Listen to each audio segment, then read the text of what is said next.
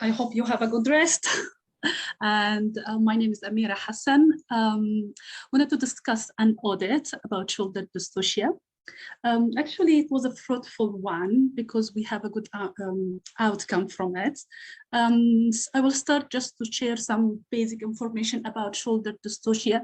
Then we will go to our audits. So we know that shoulder dystocia is defined as vaginal cephalic delivery that require additional obstetric maneuver to deliver the fetus after the head has delivered and gentle traction has felt. And if we want to identify shoulder dystocia, this is when we find that the head is tightly applied to the vulva and retraction of the neck, what we call turtleneck sign, and failure of restitutions, when failure of the head to rotate. After that, we all know about the maneuvers of managing shoulder dystocia. The first thing that we should do is call for help and macrobert maneuver. After that will come suprapubic pressure, and then we delivery of the posterior arm or internal maneuver, which you feel easier is acceptable. If failed, then you need the consultant obstetrician and anesthesia, and try to put the woman in all 4 positions and repeat all the above maneuvers again.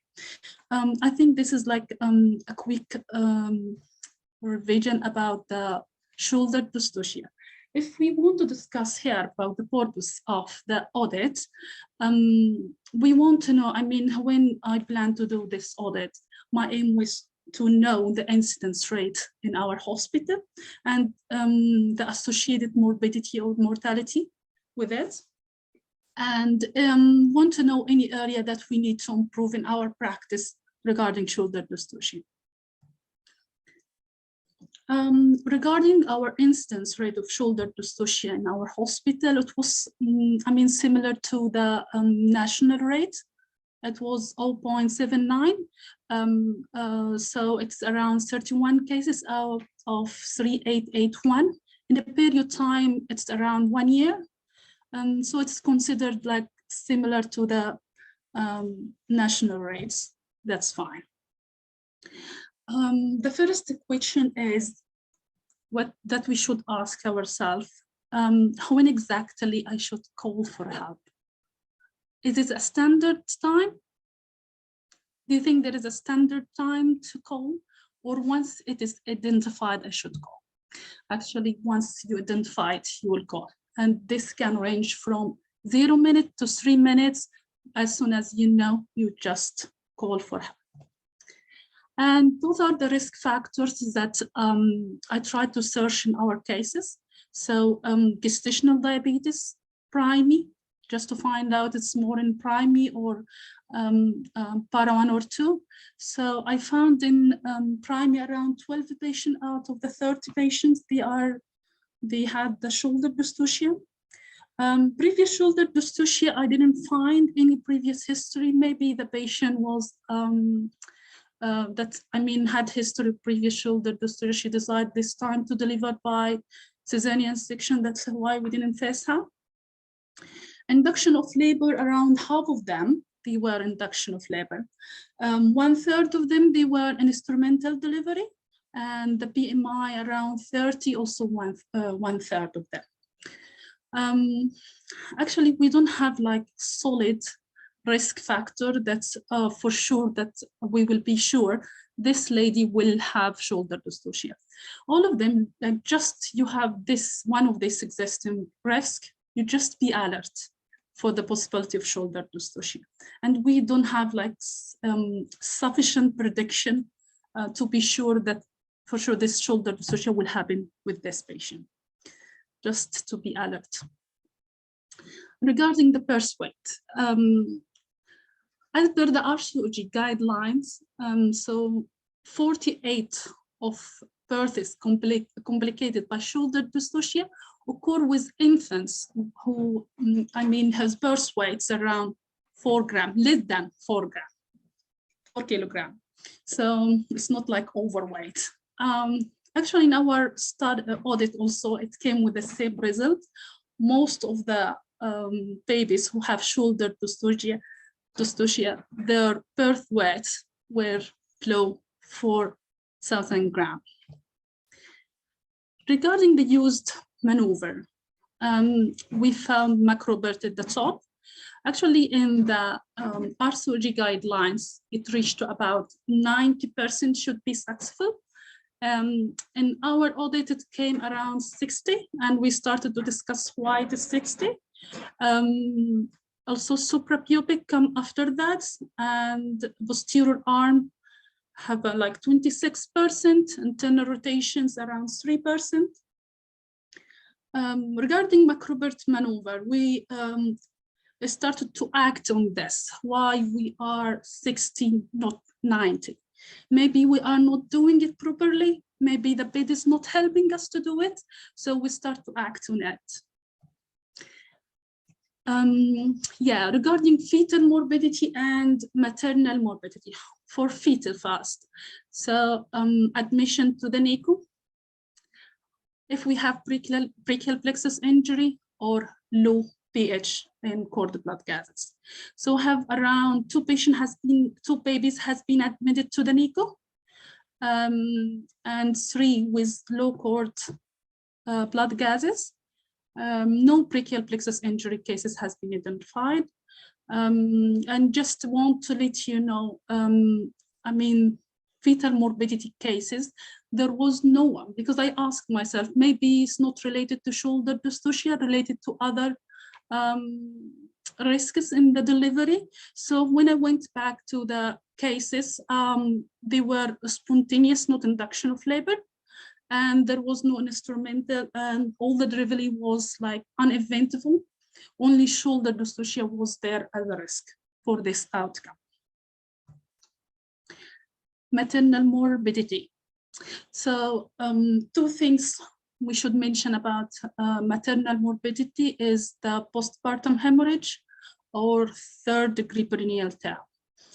I mean, our rate of postpartum hemorrhage in case of shoulder dystocia a little bit was high, so it was 41%.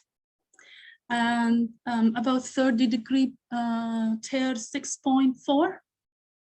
In relation, I mean, in comparison to the RCOG was 3.8. So, I mean, when I try to find out what is the weak area in shoulder dystocia practice, I found that the documentation and performance of cord blood gases analysis, like, it's not taken in 60% so of cases. Documentation of anterior shoulder at the time of dystocia was 0. And you know, this is really, really crucial and very important to mention which shoulder has been affected, because it is a point of litigations. So, I mean, when they discuss about brachial plexus injury is discussed legally, it is important to determine whether the affected shoulder is anterior or posterior. Because damage to the posterior plexus, this is unlikely to be due to obstetrician. This may be over-traction in the posterior shoulder over the sacrum. Also, debriefing the mother. This is very, very important even to document this. And should be like highlighted, because might be like, okay, it is just mild shoulder dystocia, just we not discussing with the woman, and she might have a future risk again shoulder dystocia, even if this one was mild.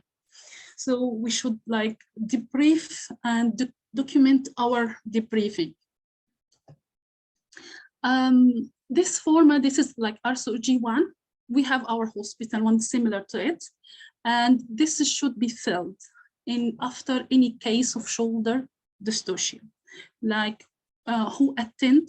So, the above you mentioned the patient details, and after that who attended the delivery, and which maneuver has been used, and episiotomy done or no, and also which shoulder fetal position during dystocia. So you will mention the anterior shoulder or the posterior shoulder was the one is impacted. and the birth weights and neonatal outcome. So the outcome, the final outcome is that we added our maternal morbidity to our chart because it was not there. The baby is important, the mother important, also to document in our chart if the mother have any morbidity like postpartum hemorrhage or third-degree perinatal. The briefing should be written clearly. Also about the blood gases, as we found, like, and I think you agree with me, all cases of shoulder dystocia, we should take a blood gas. I know it is like a matter of shoulder dystocia in itself, it's like unexpected. So our mind don't come to take the blood gases, but it should be something routinely documented and done in all cases that we identify shoulder dystocia. And also we should document the fetal shoulder in relation to maternal pelvis because it is a medical legal issue. And there are a point I discuss about the macrobirth maneuver also, how to improve the incidence. I mean, the use of macrobirth maneuver instead, like just 60% to use it more because it's the most successful one. I think I'm done.